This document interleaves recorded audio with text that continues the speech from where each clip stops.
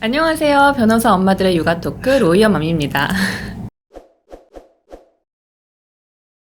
요새 장애인들이 이제 대중교통, 지하철에서 시위하는 게 좀 문제가 되고 있어요. 출퇴근 시간을 타겟으로 장애인 단체가 시위를 벌이다 보니까 일반 시민들이 느끼는 불편함이 상당히 높은 것 같아요. 그래서 아무래도 더 많이 회자되기도 하고 그래서 출퇴근 시간에 대중교통에서 시위를 하는 거기도 하고요. 근데 이제 사실 이 장애인들의 이동권 문제가 우리 육아 현장과도 크게 다르지 않다고 저는 생각해요. 왜냐면은 소수자의 이동할 권리에 대한 이야기거든요, 결국.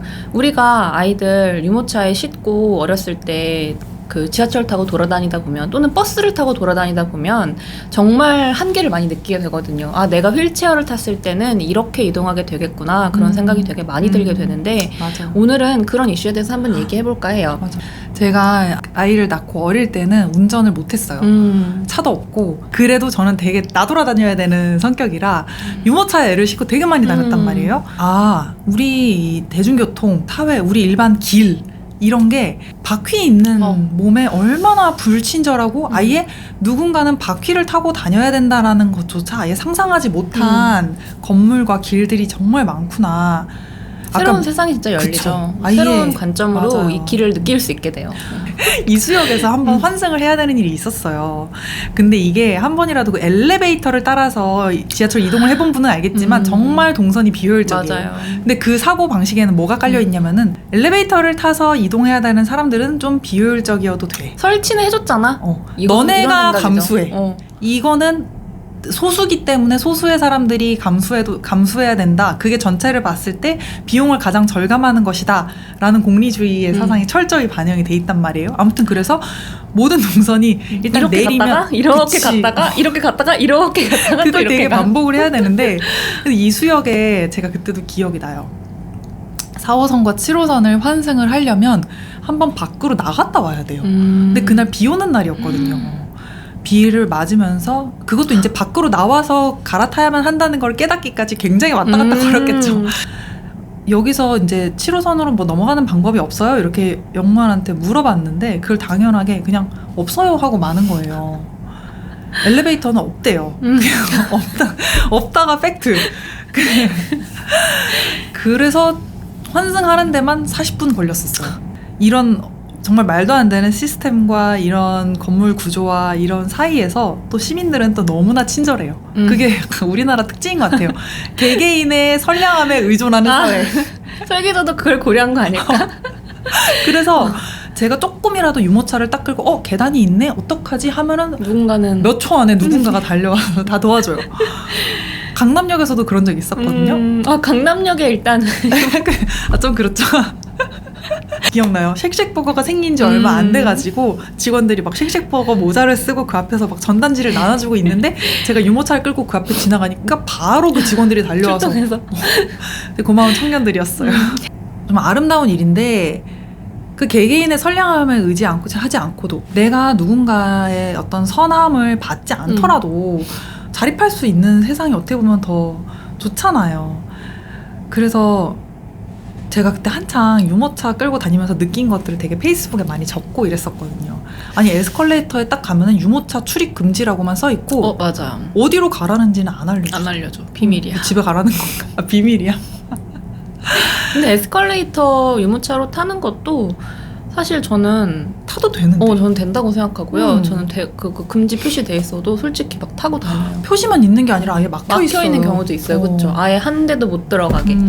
근데 뭐 제가 정확하게 리서치를 해본 건 아니지만 유럽 국가들은 되게 많은 경우 에스컬레이터에서도 바퀴 있는 친구들이 다닐 수 있게 되어 있다 이렇게 알고 있어요.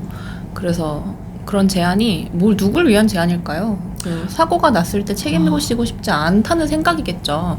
근데 결국은 그 리스크를 유모차를 끌고 다니는 사람이 지는 걸로 해결하면 되지 않을지. 이게 우리나라 모든 정책의 관점이에요. 국가가 나서서 내가 너희를 위해 뭔가를 해주겠지만 대신에 책임지고 싶지 않으니 최대한 너희를 보호하는 방법으로 제도를 만들겠다 이런 거죠. 그냥 개인의 선택과 자유와 책임에 맡기면 될 일인데 그래서 그런 에스컬레이터에 유모차를 들고 탈 수 있게 해줬으면 좋겠어요. 사실 우리가 디럭스 유모차를 가지고 에스컬레이터를 타진 않거든요. 그거는 하는 것도 위험하기도 하고 대체로 에스컬레이터를 탈 수 있는 유모차는 일단 맞아, 휴대용 맞아. 유모차예요. 그리고 애들도 웬만큼 컸고 그래서 우리가 진짜 엄마들이 딱 봤을 때 굳이 위험한 행동을 하지 않는다고요. 애들을 데리고 유모차를 가지고. 그래서 그냥 개인의 판단에 맡겼으면 정말 좋겠어요. 불편해요. 저는 저상버스 얘기도 해보고 싶어요. 왜냐하면 저는 유모차를 저상버스에 싣고 다니는 경우도 꽤 많거든요.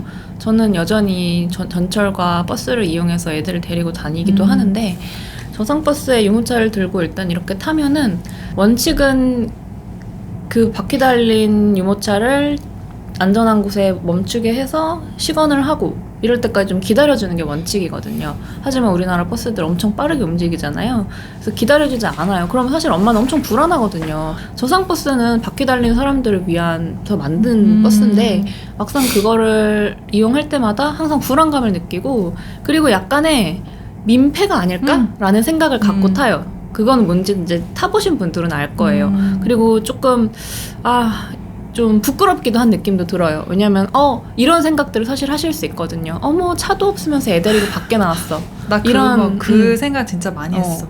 애가 있으면 당연히 차를 갖고 다녀야지 라는 게 너무 강해요. 그러니까요. 차가 없는 사람도 있을 수 있거든요. 당연하지. 그런 사람이 훨씬 많고 오히려 그런 사회적 분위기가 애를 낳는 비용을 전체적으로 증가시키는 것 같아요. 그쵸.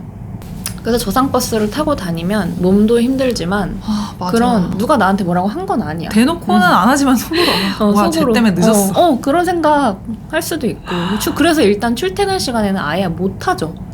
너무 붐비니까 못 맞아. 타기도 하고 눈치 보이니까 또 못 타기도 하고 그런 걸 생각해 보면 그냥 내가 원할 때 내가 원하는 방법으로 어딘가를 이동하기 위한 투쟁을 누군가는 하고 있다는 사실.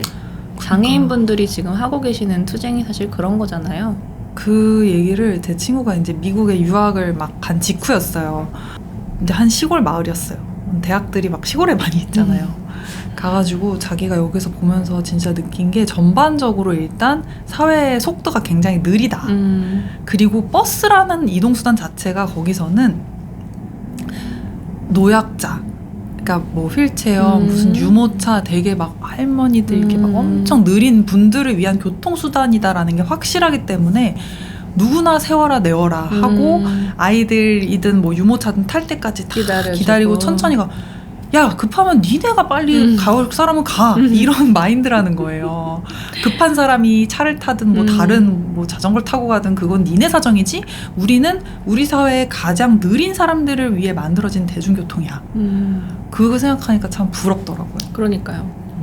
그러니까 이게 사회적으로 부담해야 할 비용, 시간과 어떤 이런 비효율성을 감당해야 되는 이런 비용들을 다 누군가에게 몰빵한 느낌이에요. 네. 저는 이 이슈를 다룰 때 항상 떠오르는 장면이 있는 게 소수자들의 각축전이라는 생각을 되게 많이 했던 경험이 있어요. 맞아요. 이거는 사당역에서 환승을 한 번이라도 해보시면 뼈저리게 느낄 수 있어요. 맞아.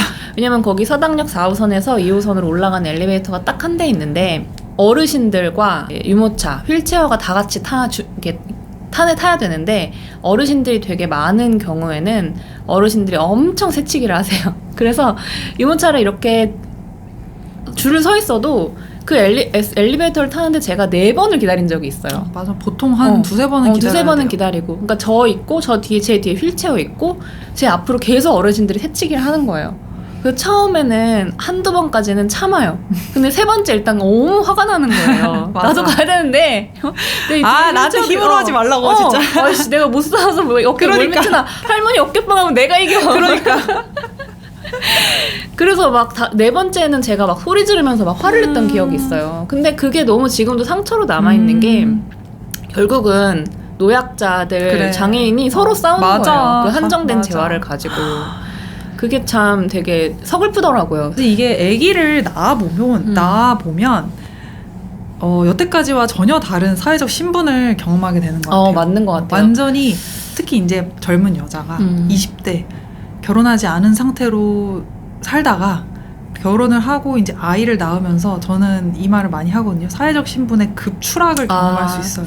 그리고 내가 아이를 키워보고 이제 그 아이 엄마라는 거에 대한 사회적 시선과 이런 현실적으로 드러나는 불편함을 겪어보면서 소수자성을 또 한 번 겪게 되는 그런 게 있는 것 같고, 우리가 아까 얘기했던 사회적인 비용을 들여서 합의를 해서 뭐 이런 것들을 조금 더 편리하게 만드는 얘기를 했을 때 누군가는 왜 내가 해야 되냐?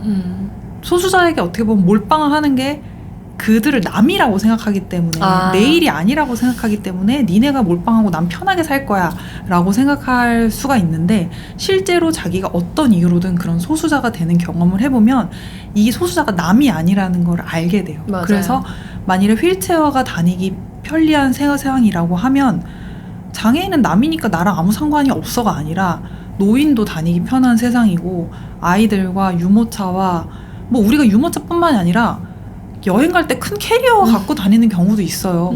캐리어 갖고 여행 다니는 사람도 편하게 다닐 수 있는, 진짜 누구나 그 경험을 같이 할 수 있는 세상이 되기 때문에, 이게 소수자를 이제 어려운 말로 타자화한다고 하잖아요.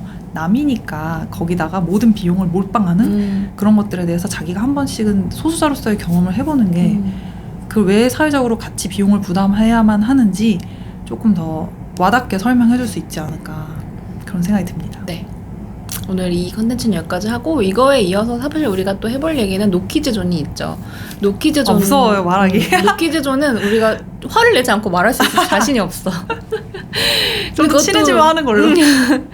나아가면 좀 이따가. 근데 그것도 사실 같은 맥락이거든요. 맞아요. 이 소수자의 어떤 이동권 문제랑. 그러면 또 저는 애견 동반 같이 얘기 안 할 수 없을 것 같아요. 아, 그쵸. 그것도 다 같은 맥락이죠.